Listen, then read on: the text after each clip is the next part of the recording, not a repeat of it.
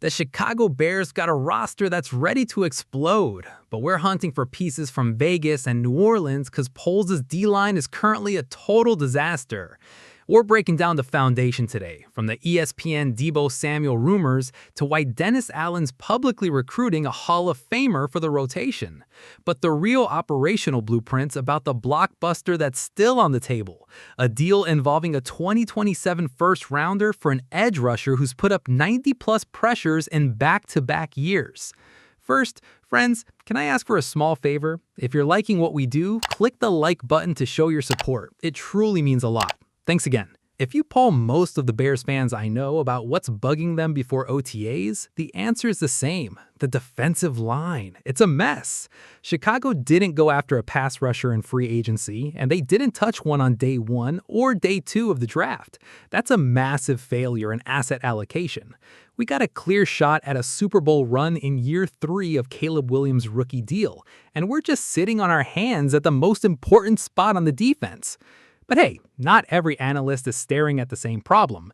Aaron Schatz over at ESPN is arguing that after the 2026 draft, the spot that's actually falling behind is the slot receiver.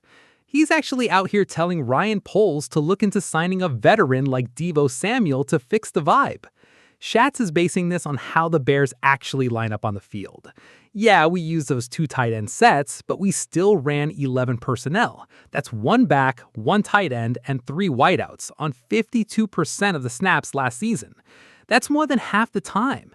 If you're running that much, you need a legit third starter to play alongside Rome Odunze and Luther Burden III. 52% of the time means that WR3 isn't just a backup. He's a starter. If that guy's a liability, the whole offense hits a wall. You're paying for production you aren't getting.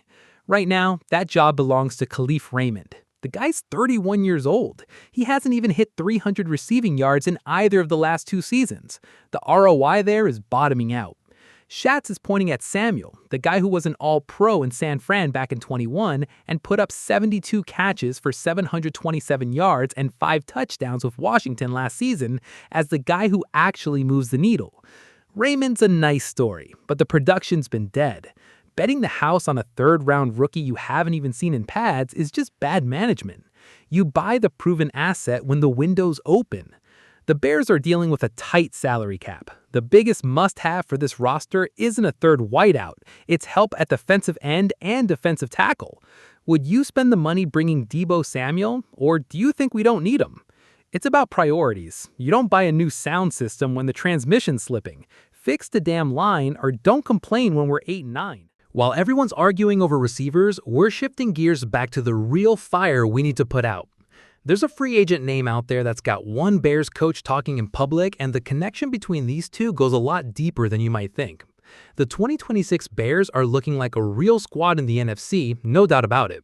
We aren't worried about the offense anymore. That part of the puzzle's solved. We got Caleb Williams steering the ship and Ben Johnson calling plays like a mad scientist. But the wheels start wobbling when the other guys get the ball, and we need someone to jump off the edge and blow up a play. Today, that whole job is on Montez Sweat, Dayo Odeyingbo, and a bunch of unknowns. That's not a pass rush that wins you playoff games. That's a pass rush built on crossing your fingers and hoping for the best. Cameron Jordan is out there sitting on his couch as a free agent. The Bears should have made that call yesterday. Hope isn't a plan. We're one injury away from having zero pressure on the edge.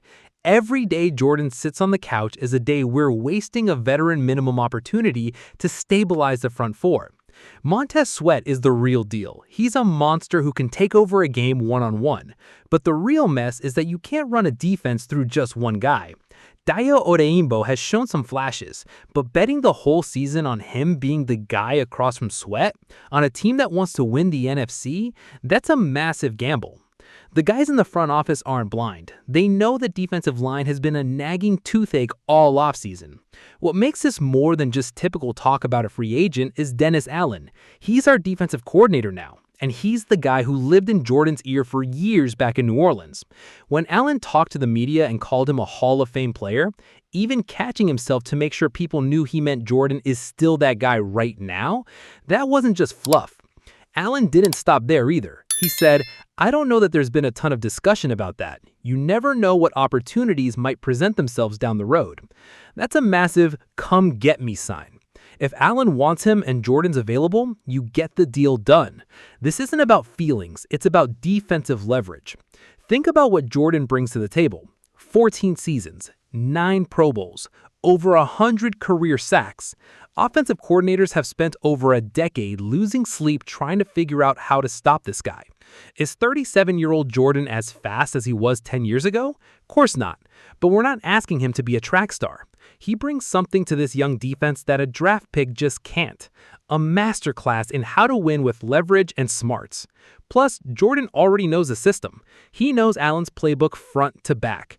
No learning curve means no wasted time. We need help now. It's a low-risk, high-reward move that keeps the young guys from getting buried and gives Sweat some room to breathe. But let's say the Bears want more than just a veteran fix. Hang tight, because a new report out of Las Vegas suggests one blockbuster option is still very much alive for Chicago heading into the summer.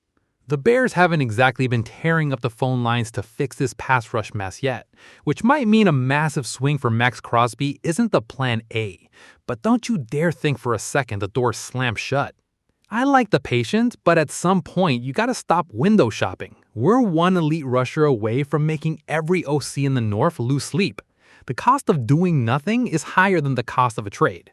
Nothing went down before the draft back in April, but Jeremy Fowler over at ESPN dropped a bomb after that Baltimore deal fell apart, saying the Raiders are still picking up the phone if someone calls before the season kicks off. Fowler basically said that since Vegas already looked into moving Crosby once, they're still open to the idea if the right pile of assets hits the table. The closer we get to week 1, the more the pressure builds. Vegas wants to rebuild, and we want to win. That's a recipe for a deal. We're talking about a guy with 90-plus pressures in back-to-back years. A big reason why the Bears are keeping their powder dry might be Shamar Turner. Remember him? Our 62nd pick back in 25. The kid only got 74 snaps in his rookie year before his ACL gave out in week 8. Before we go mortgaging the future for a superstar like Maxx Crosby, the front office wants to see if a healthy Turner actually has the juice. Let's talk about the price tag, because Crosby's value has definitely shifted. Vegas had a deal on the table for 2 first-rounders from Baltimore, but the Ravens backed out after the medical flagged something. A real offer from Chicago today looks more like a 2027 first-round pick, a mid-rounder in 2028, and sending Turner over to the Raiders. If the medicals are shaky, you use it as leverage to lower the ask. Getting an elite pass rusher for 1 first and a young prospect, that's how you win a championship. When you break it down, that package actually has some meat on the bone for Vegas. For the Bears, you get a marquee edge rusher who kills the biggest weakness on the team. Suddenly, we're talking about a real Super Bowl run.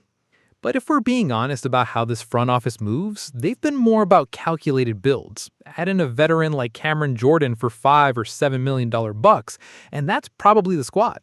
It's the safe play, but safe doesn't win the NFC North. If we're 6-2 at the deadline and a pass rusher is all we need, you pull the trigger on a trade. You don't wait for next year when you're standing right on the edge of a ring.